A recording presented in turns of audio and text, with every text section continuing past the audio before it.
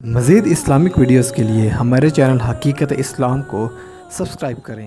اگر میں یہ کہوں کہ پوری کائنات میں جتنی کتابیں اب ہیں آسمانی، صرف ایک کتاب جو ہے نا، ایک کتاب نازل شدہ کتابوں میں سے جو ایک کتاب پوری کائنات میں ایک ہے، وہ آپ کو صرف قرآن مجید نظر آئے گا۔ اب انجیل جو ہے نا، جو آج کل موجودہ زمانے میں نیٹ کا دور ہے، آپ چاہے جنگل میں بیٹھے ہو تو آپ پوری دنیا سے رابط میں ہو۔ اس لیے میں بات وہ کرتا ہوں جو پوری کائنات، پوری دنیا میں، پوری دنیا ایک گلوبل ویلیج بن چکا ہے۔ ہمارا نوجوان وہ باتیں ہم سے سنے جو آگے یورپ اگر جائے، جرمنی جائے، فرانس جائے، امریکہ جائے، یو کے جائے، دیگر مذہب کے لوگ جب اسے ملیں اور ان سے وہ بات کرے تو ہمارا نوجوان ان کے سامنے شرمندہ نہ ہو۔ اگر ہم علماء یہ عنوانات نہ بیان کریں تو یہی وجہ ہے کہ ہم مسلمان ہو کہ اپنے دین کو نہیں سمجھتے۔ تو میں آپ کی خدمت میں یہ گزارش کر رہا ہوں کہ انجیل بھی ہے، تورات بھی ہے، زبور بھی ہے، باقی بھی کتابیں ہیں مذہبی لوگوں کی، لیکن کوئی بھی کتاب اگر انجیل دیکھو تو اس وقت پوری دنیا میں 4 انجیلیں ہیں۔ عیسائی جو ہے نا، وہ 4 انجیلیں ماننے والے ہیں، کوئی ایک کو مانتا ہے، کوئی دوسری کو، کوئی تیسری کو، کوئی چوتھی کو۔ اس میں ایک انجیل ہے متی کی انجیل، ایک انجیل ہے مرکس کی انجیل، ایک انجیل ہے یوحنا کی انجیل، اور ایک انجیل ہے لوکا کی انجیل۔ مطلب کتنا کیا بنا کہ 4 اناجیل ہیں۔ کتنی اناجیل ہیں؟ بلکہ میں یہ نہیں کہتا، بلکہ مسلمانوں کی بات نہیں ہے۔ عیسائی پادری وہ لکھتا ہے کہ ایک مرتبہ ایسا ہوا، پوری دنیا انسانیت کے سارے پادری اکٹھے ہوئے۔ انہوں نے کیا کیا؟ فرانس کے اندر وہ اکٹھے ہوئے، انہوں نے پوری دنیا کے اندر جتنے بھی پادری یا مذہبی لیڈر تھے ان کو کہا کہ ہر علاقے سے ایک انجیل لے آؤ، ہر زبان سے ایک انجیل لے آؤ، ہم اس کا تجزیہ کرنا چاہتے ہیں۔ حضرات محترم، جب انہوں نے ڈھیر ساری انجیلیں اکٹھی کیں، کوئی ایک انجیل دوسری سے نہیں ملتی تھی۔ اور یہ مسلمانوں کی بات نہیں ہے بلکہ انگریزوں کی بات ہے۔ انہوں نے 100 انجیلیں، مختلف 100 قسم کی انجیلیں انہوں نے میز پر رکھیں، ٹیبل پر رکھیں۔ ساری دنیا کے پادری اکٹھے ہیں عیسائیوں کے، ان کا سب سے بڑا جو پوپ ہے وہ بھی اکٹھا ہے۔ انہوں نے کہا کہ جناب بتاؤ اب کیا کریں، یہ 100 کے قریب انجیلیں ہیں، کس کو مانیں اور کس کو چھوڑیں؟ ان میں تغیر و تبدل ہو چکا ہے، ان میں تبدیلیاں ہو چکی ہیں۔ پہلی اور بتاتی ہے، دوسری اور بات کرتی ہے، تیسری انجیل اور بات کرتی ہے، ہم کیا کریں؟ اس نے کہا کہ 100 کی 100 اناجیل ایک ٹیبل پہ رکھ کے زور زور سے ٹیبل ہلاؤ۔ اب یہ بات لکھنے والا کوئی مسلمان نہیں، عیسائی مورخ ہے، عیسائی پادری ہے، وہ کہتا ہے کہ ٹیبل پہ رکھ کے ہمارے پوپ نے کہا کہ زور زور سے ٹیبل ہلاؤ۔ جب زور زور سے حرکت دی، ٹیبل کو، میز کو حرکت دی، اس پر سے کتابیں گرنے لگیں، کتابیں گر رہی ہیں۔ وہ پوپ کہتا ہے جو گرتی ہیں گرنے دو، میں رب سے دعا کر رہا ہوں، میز پر صرف وہی رہیں گی جن پر ہم عمل کریں گے۔ حضرات محترم، پھر کیا ہوا؟ 96 انجیلیں نیچے گر گئیں، 4 انجیلیں ٹیبل پر بچ گئیں۔ اب پوپ کہتا ہے کہ جتنی دنیا عیسائیت ہے وہ ان 4 کتابوں کو مانیں گی۔ یہی وجہ ہے کہ انگلینڈ والے عیسائی اور انجیل کو ماننے والے ہیں، امریکہ کے عیسائی اور انجیل کو ماننے والے ہیں، مختلف علاقوں کے رہنے والے مختلف اناجیل کو ماننے والے ہیں۔ اسی طرح جناب تورات ہے، اس کے بھی 20 کتابیں ہیں اور کئی صحیفے بڑے لمبے لمبے خطوط ہیں جو بعد میں اللہ رب العالمین نے نازل کیے، مختلف انبیاء کو صحیفے دیے، ان میں بھی تبدیلیاں کر کے ان کو بھی ان بائبلز کے ساتھ نتھی کر دیا گیا۔ اسی طرح جناب دنیا میں ایک مذہب ہے ہندو مذہب، ہندوؤں کا میں اس لیے بیان کر رہا ہوں کہ یہاں ہمارے معاشرے میں رہ کے گئے ہیں، ان کے اثرات ابھی بھی ہمارے اس معاشرے کے اندر موجود ہیں۔ چہ جائے کہ ان کے پاس اپنی مذہبی کتاب جس کو وہ وید کہتے ہیں، وید، اپنی مذہبی کتاب کے آسمانی ہونے کی کوئی دلیل نہیں ہے، اس کے باوجود بنائے ہوئے انہوں نے خود ہیں، لیکن اس کے باوجود ویدوں کی بھی ایک کتاب نہیں ہے۔ ہندوؤں کے مذہب کی کتاب ہے وید، لیکن وید بھی ایک کتاب نہیں ہے۔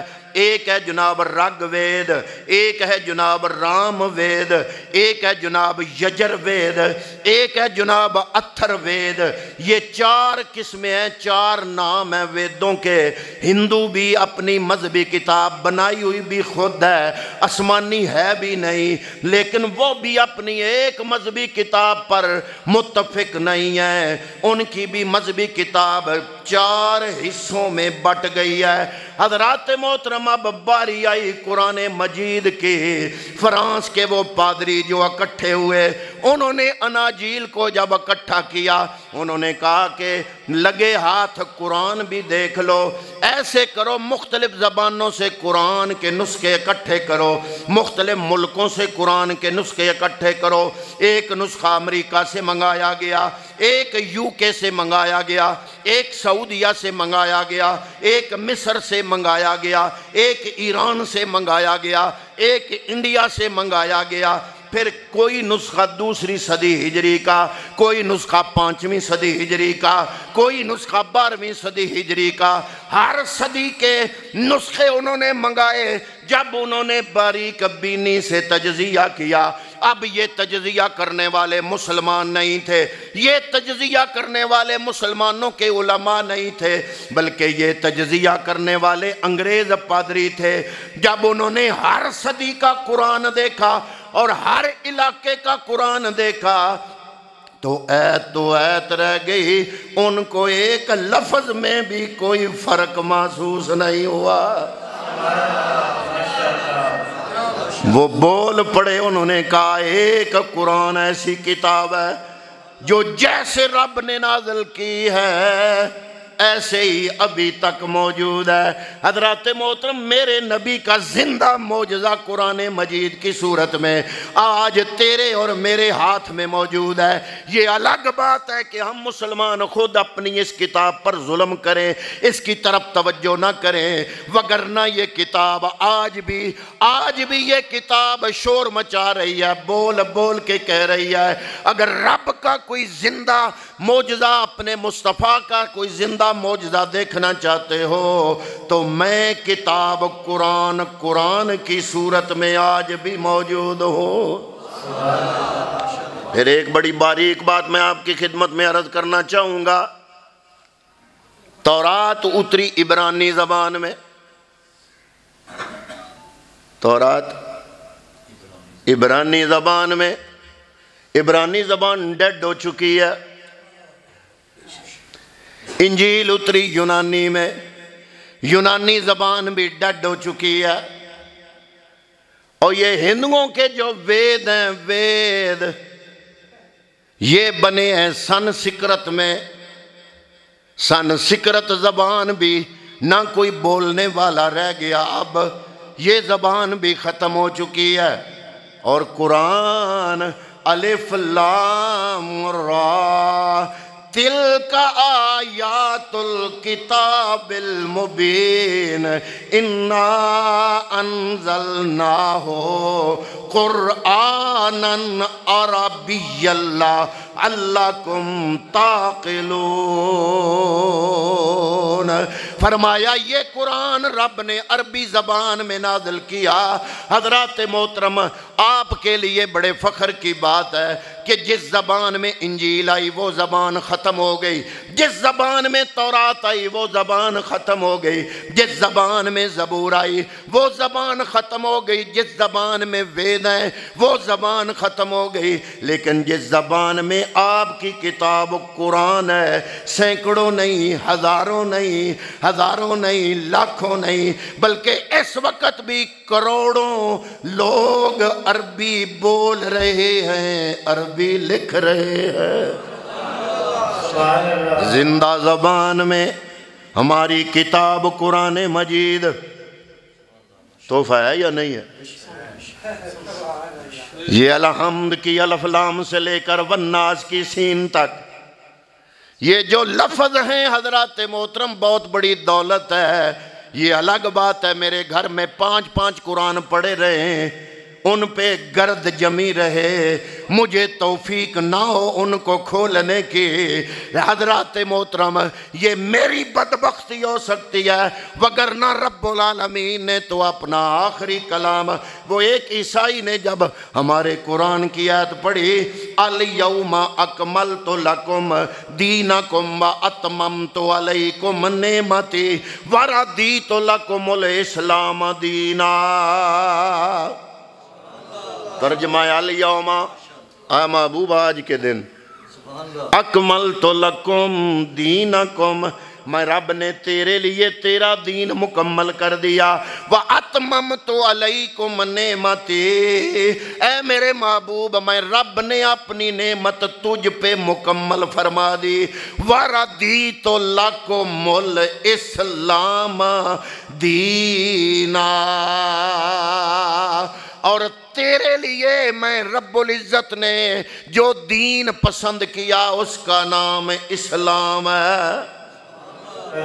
یہ کتاب نہ تورات میں آئی نہ زبور میں آئی، یہ آیت ایسی آیت نہ تورات میں آئی نہ زبور میں آئی نہ صحف ابراہیمی میں آئی نہ انجیل میں آئی۔ کسی انگریز نے کہا تھا اے مسلمانوں ہماری انجیل میں ایسی آیت کوئی نہیں ہے، لیکن اگر ہماری انجیل میں ایسی آیت ہوتی تو جس دن یہ آیت نازل ہوتی ہم عیسائیوں کے لیے وہ دن عید کا دن بن جاتا، کیونکہ اللہ رب العالمین کے ہاں دین اسلام ہے۔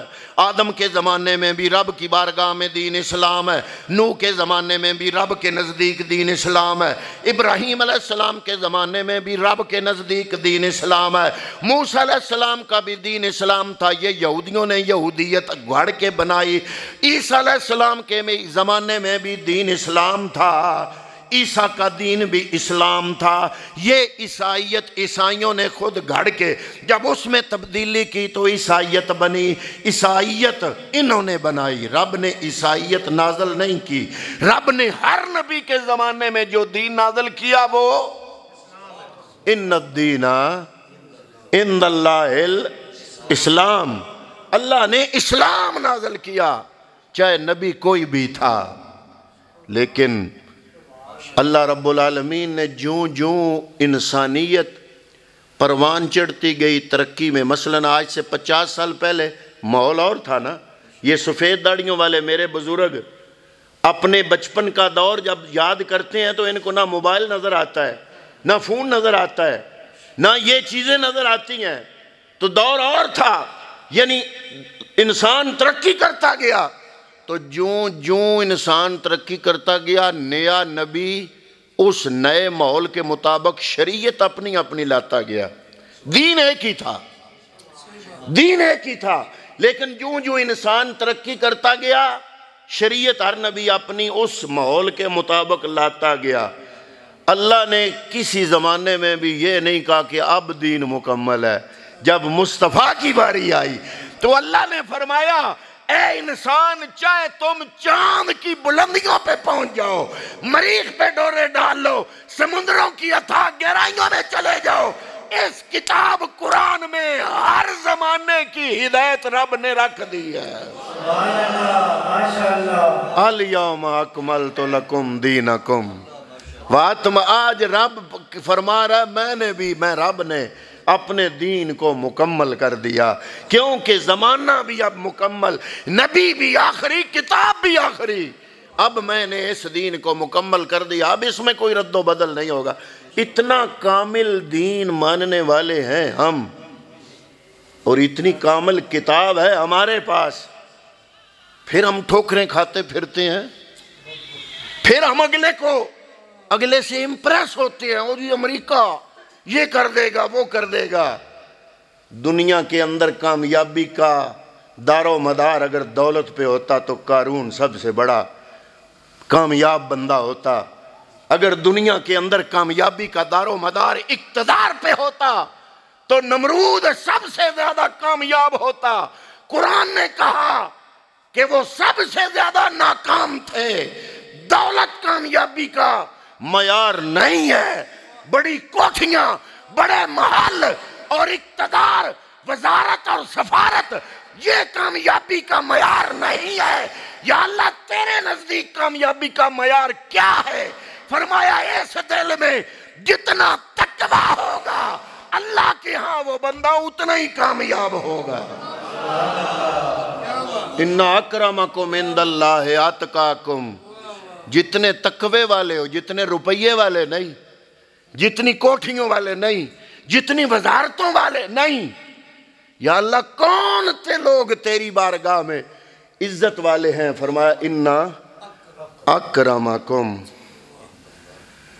یہ جو تقوی ہے نا، اس سے ہم موبائل سے سیلفی تقوی کی نہیں لے سکتے، عمرے کی لے سکتے ہیں۔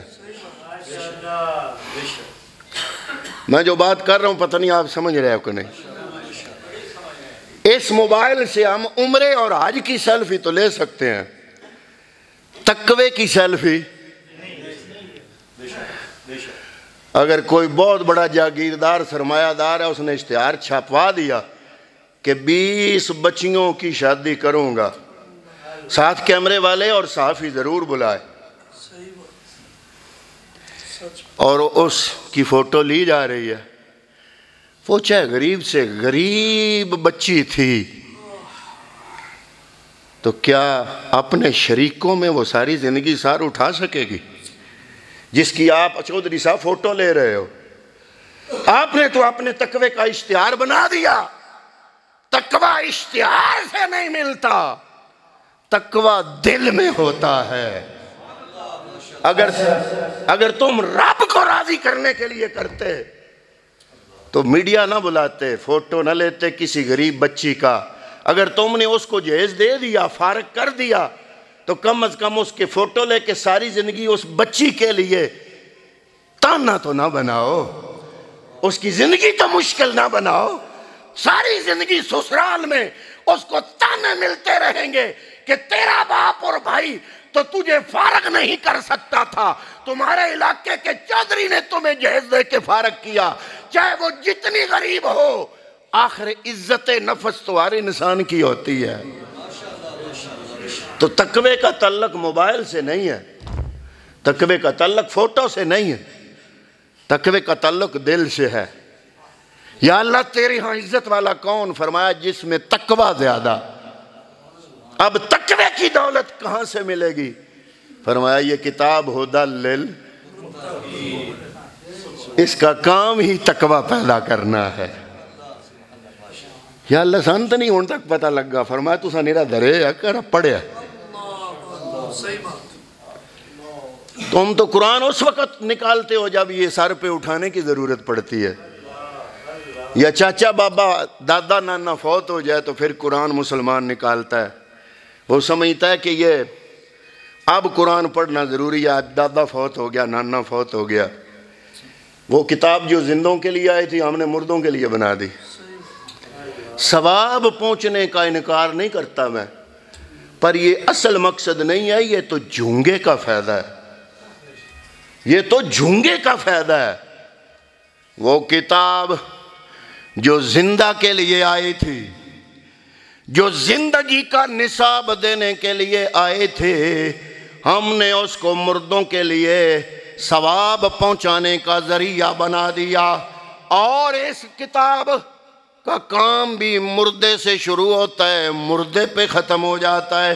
ہم قرآن اس وقت پڑھتے ہیں جب کوئی ہمارا مر جائے، پھر وہ بھی آج تو دور ماشاءاللہ مزید ترقی کر گیا، اب اگر دادا فوت ہو جائے، باپ فوت ہو جائے، خود تو بندے کو پھر بھی نوبت نہیں آتی قرآن کھولنے کی، ہم پھر بھی ونگار ڈال لیتے ہیں۔ جس طرح جناب یہ گندم اور منجی کی ونگار ہے، اس طرح ہم قرآن پڑھانے کے لیے بھی ونگار ڈال لیتے ہیں، خود پڑھنا پھر بھی نصیب۔ اور ان کو کہتے ہیں، میں سارے علماء کی نہیں بات کر رہا، سارے علماء کی جیسے ہیں بھی نہیں، ماشاءاللہ ہمارے علاقے کے علماء تو خلوص نیت رکھنے والے ہیں، خصوصاً یہ گوڑی شریف کے علماء جتنے بھی ہیں، میں سب کو جانتا ہوں خلوص رکھنے والے ہیں، لیکن میں عام معاشرے کی بات کر رہا ہوں، عام لوگوں کی، عام قاریوں کی بات کر رہا ہوں۔ اگر آپ کسی قاری کو کہو کہ پیو میرا فوت ہو گیا ہے جناب تے، آپ نے ختم پڑھنا ہے، 1000 روپیہ میں خدمت کروں گا، قاری صاحب نے 1000 روپیے کے لیے جب جانا ہے، اگر نیت بالفرض قاری صاحب کی یہ ہو کہ میں نے 1000 لینا ہے یا 2000 لینا ہے تو قرآن پڑھنا ہے، اب وہ 2000 کی نیت رکھ کے جب قرآن پڑھے گا، 2000 جب قرآن مکمل کر لے گا، 2000 جیب میں آئے گا، تو ایمانداری سے بتاؤ جو 2000 کے لیے قرآن پڑھے گا اس کو قرآن پڑھنے کا ثواب ملے گا؟ نہیں ملے گا۔ جب اس کو خود ثواب نہیں ملے گا تو وہ میرے پیو کو بخشے گا کیا؟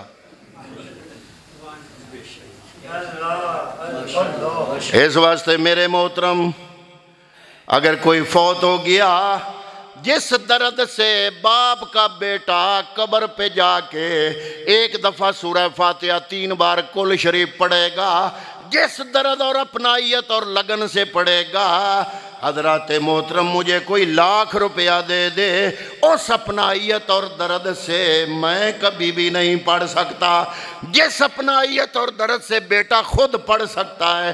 اس لیے اپنے والدین، اپنے بزرگ جب دنیا سے چلے جائیں، ونگار ڈالنے کی بجائے کوشش کرو خود زیادہ پڑھو۔ میرے کہنے کا یہ مطلب نہیں کہ سارے قاری اور مولوی پیسے کے لیے پڑھتے ہیں، جو خلوص نیت سے پڑھتے ہیں، اگر ان قراء کے ذمے آپ لگائیں کہ حضرت صاحب میرا باپ فوت ہو گیا، ذرا قرآن خوانی کر دیں، ان کے دل میں کوئی لالچ نہ ہو، وہ قرآن خوانی صرف آپ کے باپ کے لیے کریں، بعد میں آپ جتنی خدمت کر دیں یہ ثواب بھی پہنچے گا، آپ جو خدمت کریں گے آپ کو بھی ثواب مل جائے گا۔ لیکن بات سمجھنے کی ہے، میری بات کو ایک رنگ نہ دینا، دونوں زاویوں سے میری بات کو دیکھنا۔ حضرات محترم اگر علماء خلوص نیت سے پڑھیں، قاری اور حافظ خلوص نیت سے پڑھیں، پھر ان کو بھی ثواب ہے، آپ ان کی خدمت کریں تو پھر آپ کو بھی ثواب ہے، آپ کو بھی ثواب ملے گا، آپ کے والد کو بھی ثواب ملے گا۔ لیکن اگر قاری یا حافظ کے دل میں 1000 روپے کے لالچ میں قرآن پڑھنے کی نیت ہے، جب قرآن پڑھ لیا 1000 جیب میں آ گیا، اس کو کوئی ثواب نہیں ملے گا، وہ 1000 بخشتا پھرے، اس کو ثواب ملے گا ہی نہیں، آگے جائے گا کیا؟ حضرات محترم میں ہاتھ جوڑ کے یہ عرض کرتا ہوں، اپنی اس کتاب قرآن مجید جو رب کی طرف سے ایک عظیم تحفہ آیا، میرے نبی کا زندہ معجزہ، اس کو اپنی زندگی کا حصہ بنائیں، اس کی تلاوت فرمائیں۔ حضرات محترم اس قرآن مجید جو کہ ایک معجزہ ہے، معجزہ، اس کے ہم پر حقوق ہیں۔ مسلمان جو بھی کلمہ پڑھنے والا ہے، لا الہ الا اللہ محمد الرسول اللہ، جس نے پڑھ لیا اس پر اس قرآن کے حقوق ہیں، جس طرح اللہ کے حقوق ہیں اس طرح اس قرآن کے بھی حقوق ہیں۔ اس کا پہلا حق کیا ہے کہ اس پر ایمان لایا جائے کہ یہ اللہ کی طرف سے نازل شدہ کتاب ہے۔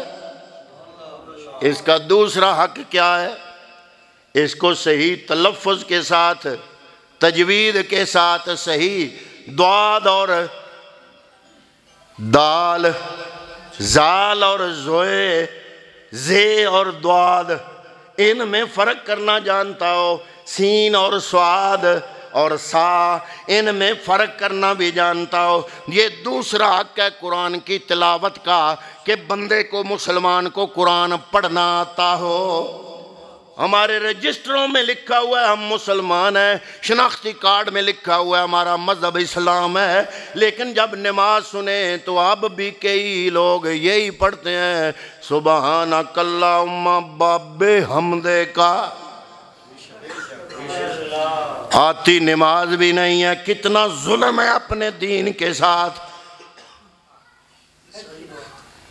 سبحانک اللہم، ہمیں 70 سال 80 سال ہو گیا نماز پڑھتے ہوئے، چند لفظ ہیں نماز کے، ہمیں پتہ نہیں کہ ہم اللہ اکبر کر کے سارا جہان چھوڑ کے وضو کر کے رب کی بارگاہ میں جب کھڑے ہوتے ہیں، اللہ کی بارگاہ میں جب یہ پڑھتے ہیں سبحانک اللہم و بحمدک، جب یہ پڑھتے ہیں تو ہم اللہ کی بارگاہ میں کیا عرض کر رہے ہوتے ہیں کوئی نہیں پتا۔